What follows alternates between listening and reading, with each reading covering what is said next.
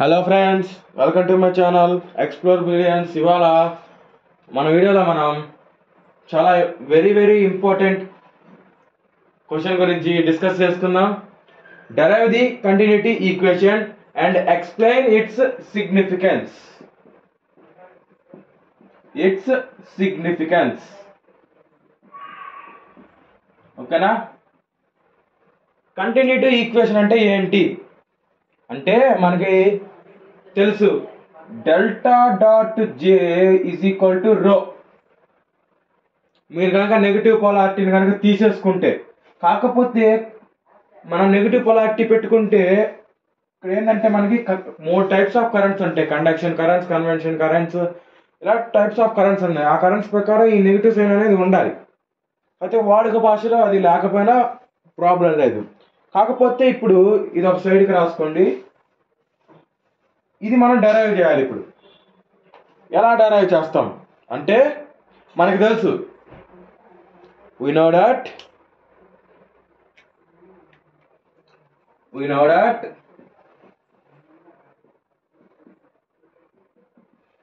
మనకేం తెలుసు, current I is equal to minus dq by dt. ఓకేనా? Rate of change of charge నేను చాలాసార్లు చెప్పాను ప్రీవియస్ వీడియోస్లో కూడా. ఈ నెగిటివ్ సైన్ దేన్ని ఇండికేట్ చేస్తుంది అని కూడా చెప్పాను. ఈ నెగిటివ్ సైన్ అనేది ఇట్ అపోజెస్ ది, దీని అర్థం it opposes the conduction current. అంటే ఈ నెగిటివ్ సైన్ దేన్ని ఇండికేట్ చేస్తుంది, కండక్షన్ కరెంట్ని ఐ అనేది అపోజ్ చేస్తుంది అని ఇండికేట్ చేస్తుంది ఈ నెగిటివ్ సైన్ అనేది. ఓకేనా? ఇప్పుడు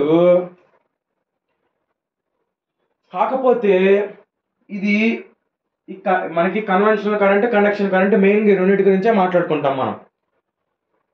కాబట్టి ఇది I is equal to minus, ఇదేంటంటే కండక్షన్ కరెంట్ అపోజ్ చేస్తుంది కాబట్టి దీన్ని మనం కన్వెన్షనల్ కరెంట్గా రాసుకోవచ్చు. కాబట్టి దీన్ని minus do by do t of క్యూబ్గా రాసుకోవచ్చు, పార్షియల్ డెరివేటివ్. సిన్స్ ఎందుకంటే దీనికి రీజన్ ఉంది. ఏ reason? It opposes the conventional current. So that's why there is only one variable. Since there is only one variable and it opposes the ఒక వేరియబులే ఉంది, అది first reason. Second reason వచ్చేసి ఏంటిది, it opposes the, దేన్ని oppose చేస్తుంది పైన చెప్పాను, conduction కరెంట్ని. And it is in the direction of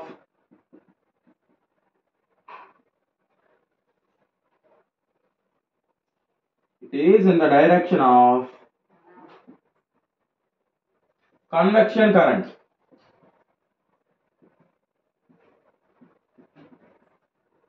ఓకేనా? ఇది కన్వెక్షన్ కరెంట్ ఏ డైరెక్షన్ లో ఉంటుందో ఆ కరెంట్ ఆ డైరెక్షన్ లో ఉంటుంది, కండక్షన్ కరెంట్ కి ఆపోజిట్ డైరెక్షన్ లో ఉంటుంది. ఓకే, ఇప్పుడు చూడండి, చెప్పేటప్పుడు మొత్తం నోట్ చేసుకోండి జాగ్రత్తగా, పాయింట్ టు పాయింట్, కన్ఫ్యూజ్ అవ్వకుండా ఉంటారు. ఇప్పుడు మనకి ఇంకోటి కూడా తెలుసు, ఏమని, we know that current I is equal to surface integral of j bar dot ds. ఇది ఎక్కడ వచ్చిందంటే కన్వెక్షన్ కరెంట్ లో మనం ఒక డెరివేషన్ చేసాం. ఒక క్యూబ్ గీసి ట్రిపుల్ క్యూబ్ కన్వెన్షనల్ కరెంట్ డెన్సిటీకి ముందల కండక్షన్ కరెంట్ డెన్సిటీలో గీసాం మనం. ఒకసారి మీ నోట్స్లు కానీ టెక్స్ట్లు కానీ ఉంటే ఓపెన్ చేసి చెక్ చేయండి. కండక్షన్ కరెంట్లో ఈ ఒకటి ఫార్ములా అనేది మనం డెరైవ్ చేస్తాం. కాబట్టి ఇది ఇలా గుర్తుపెట్టుకోవాల్సింది. I ఈజ్ ఈక్వల్ టు, ఇక్కడ మనకి I is equal to minus do by do t of q వచ్చింది. ఇది ఈక్వేషన్ నెంబర్ 1 అనుకోండి. ఇది ఈక్వేషన్ నెంబర్ 2 అనుకోండి. ఫ్రమ్ 1 and 2 we get, దాన్ని ఈక్వల్ చేసుకోండి. Surface integral of j bar dot ds is equal to minus rho dou by dou t of q. Okay, మనకి ఇంకొకటి తెలుసు, రో అనేది రేట్ ఆఫ్ చేంజ్ ఆఫ్, వదిలేండి నా నోట్తో చెప్తే అర్థం కాదు, ఒకసారి నేను రాస్తాను, అప్పుడు బాగా క్లారిటీ వస్తుంది.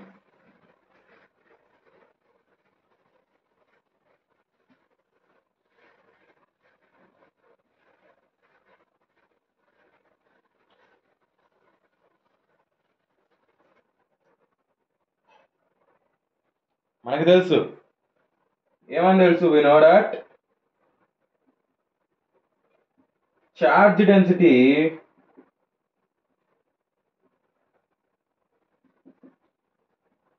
rho is equal to dq by dv. మనకి ఇక్కడ ఏం కావాలి, dq కావాలి. That implies dq is equal to, దీనిని పంపించండి, rho dot dv.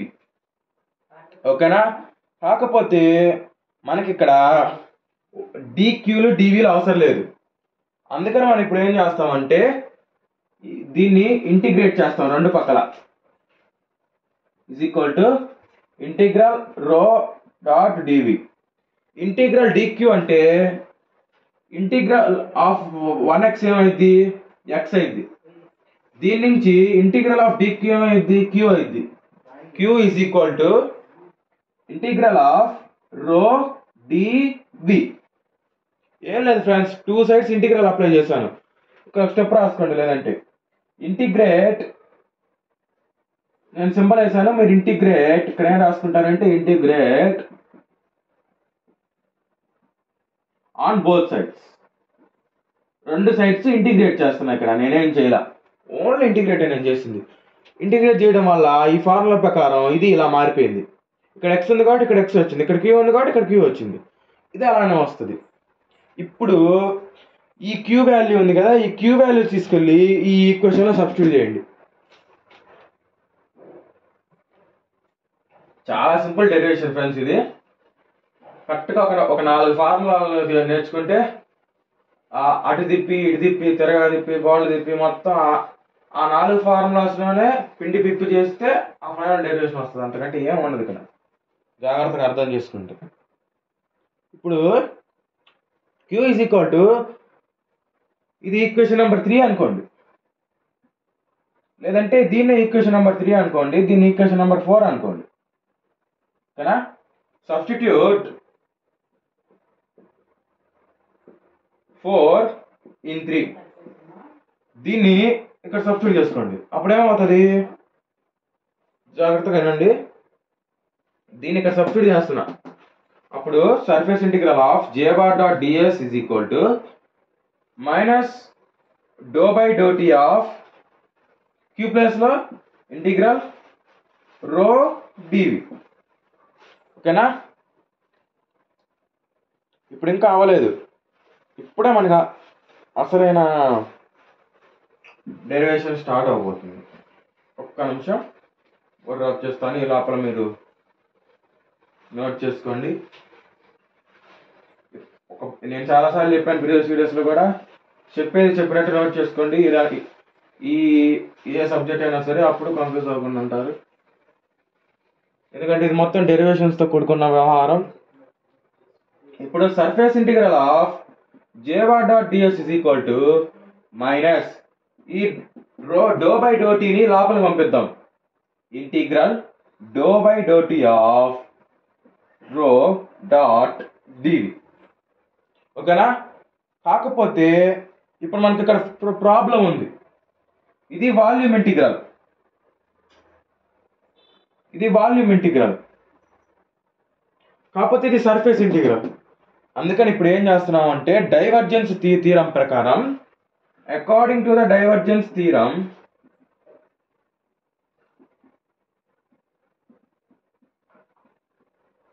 Divergence theorem ప్రకారంగా సర్ఫేస్ ఇంటిగ్రల్ ని వాల్యూమ్ ఇంటిగ్రల్ గా కన్వర్ట్ చేస్తున్నాం. ఏమి లేదు, సింపుల్ చూడండి. దీన్ని ఏం చేస్తాం అంటే surface integral of J bar ds is equal to integral అలానే ఉంటుంది, ఎస్ ప్లస్ లో వి వస్తుంది, కాకపోతే జే ప్లస్ లో డైవర్జెన్స్ జే వస్తుంది. ఓకేనా? ఇప్పుడు surface integral of J bar dot ds is equal to volume integral of divergence J dot dv. ఇప్పుడు ఇక్కడ మీరు బాగా గమనిస్తే దీన్ని తీసుకెళ్ళి ఇది ఈక్వేషన్ నెంబర్ 5 అనుకోండి, దీన్ని వద్దు, ఇది ఈక్వేషన్ నెంబర్ 6, ఇది ఈక్వేషన్ నెంబర్ 5 అనుకోండి. సబ్స్టిట్యూట్ 6 in 5, 6th ఈక్వేషన్ దాంట్లో సబ్స్టిట్యూట్ చేయండి, దీని ప్లేస్ లో ఇది పెట్టుకోండి. అప్పుడు ఈ సర్క్యూట్ ఎలా ఎవాల్యుయేట్ అవుతుందంటే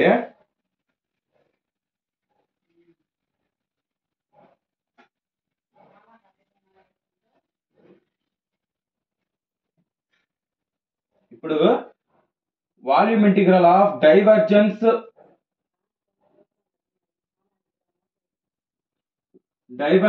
జే dot dv is equal to minus volume integral of do by do t of rho. ఇప్పుడు మీరు బాగా అబ్జర్వ్ చేస్తే రెండు పక్కల ఏమున్నాయి, వాల్యూమ్ ఇంటిగ్రల్స్ ఉన్నాయి. కాకపోతే ఈ వాల్యూమ్ ఇంటిగ్రల్ డివి ఇటు వెళ్ళినాయి అనుకోండి, ఎలాగైనా క్యాన్సిల్ అయిపోతుంది, కాబట్టి ఇవి క్యాన్సిల్ చేసేస్తాం. ఓకేనా? ఇది కాదు ఫ్రెండ్స్, దీని పక్కన డివి రాయాలి, డివిని క్యాన్సిల్ చేయాలి. ఈ రో ఎటు పోదు, అలానే ఉంటుంది. డివి క్యాన్సిల్, రోవి క్యాన్సిల్. ఇంకా మిగిలిపోయింది ఏంటిది, divergence J is equal to minus రో. డైవర్జెన్స్ అంటే అర్థం ఏంటంటే డెల్ డాట్ జే బార్ అనొచ్చు లేదా జే అనొచ్చు ఇజ్ ఈక్వల్ టు మైనస్ రో. ఇప్పుడు సిగ్నిఫికెన్స్ ఎలా రాయాలి అంటే ఏం లేదు ఫ్రెండ్స్, దీన్నే మ్యాక్స్వెల్స్ ఫిఫ్త్ ఈక్వేషన్ అంటాం. తర్వాత మళ్ళీ 5th చాప్టర్ చెప్పుకునేటప్పుడు ఇవన్నీ ఒకసారి రివైజ్ చేయాలి మనం. 5th చాప్టర్ అంటే లాస్ట్ చాప్టర్ చెప్పుకునేటప్పుడు మళ్ళీ ఇవన్నీ రివైజ్ చేసుకోవాలి. ఇది మ్యాక్స్వెల్స్ 5th ఈక్వేషన్ అంటాం. ఇదేంటంటే ఏం లేదు, energy neither be destroyed Nar be created. ఈ కంటిన్యూటీ ఈక్వేషన్ మనకు అదే చెప్తుంది.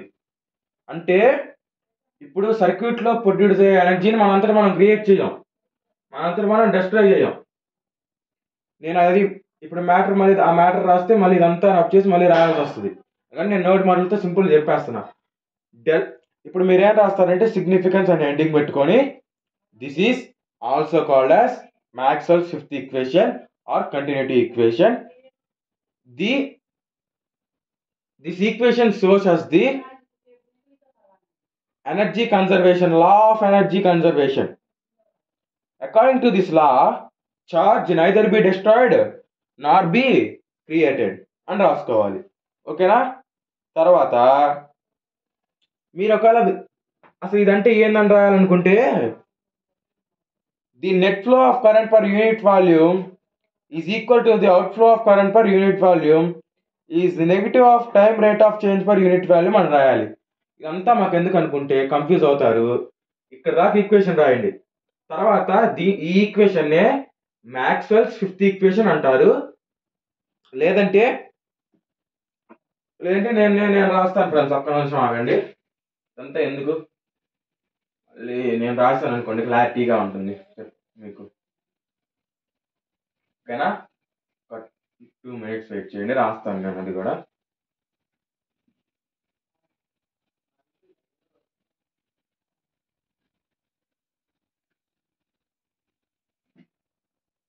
ఓకేనా?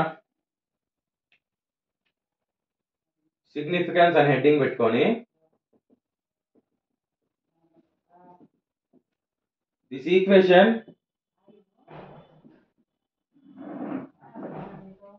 del dot j is equal to minus rho is also called as continuity equation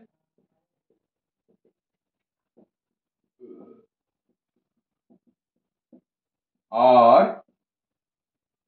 Maxwell's fifth equation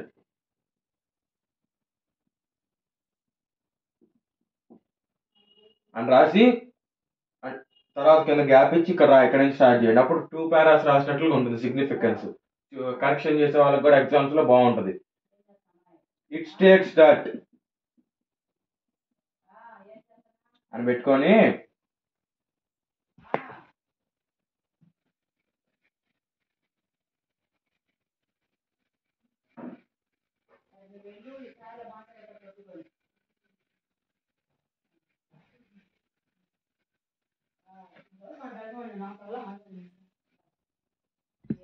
it states that the energy neither be destroyed nor be created. అంటే ఎనర్జీని పుట్టించలేము, circuit లో అంతం చేయలేము. It states that the energy neither be destroyed nor be created. ఇది statement. This is called as law of conservation of energy. ఇంతవరకు చాలు. ఎందుకంటే మీరు ఆ ఈక్వేషన్ గురించి రాయాలంటే నెట్ ఫ్లోస్ ఇవన్నీ వాడాల్సి వస్తుంది. అప్పుడు ఇబ్బంది అవుతుంది. కొంచెం ఏం ఇబ్బంది అవుతుంది అంటే రాసేటప్పుడు కొంచెం కన్ఫ్యూజ్ అవుతారు నెట్ ఫ్లోస్ ఇవన్నీ. కాబట్టి ఇంతవరకు నేర్చుకోండి. చాలా సిగ్నిఫికెన్స్ అని బట్టి ఈ 2 ముక్కలు రాస్తే 2 మార్క్స్ వేసేస్తారు. ఎందుకంటే ఈ సిగ్నిఫికెన్స్ ఉండేది 2 మార్క్స్ కాబట్టి 2 లైన్లు రాస్తే చాలు ఇంతవరకు.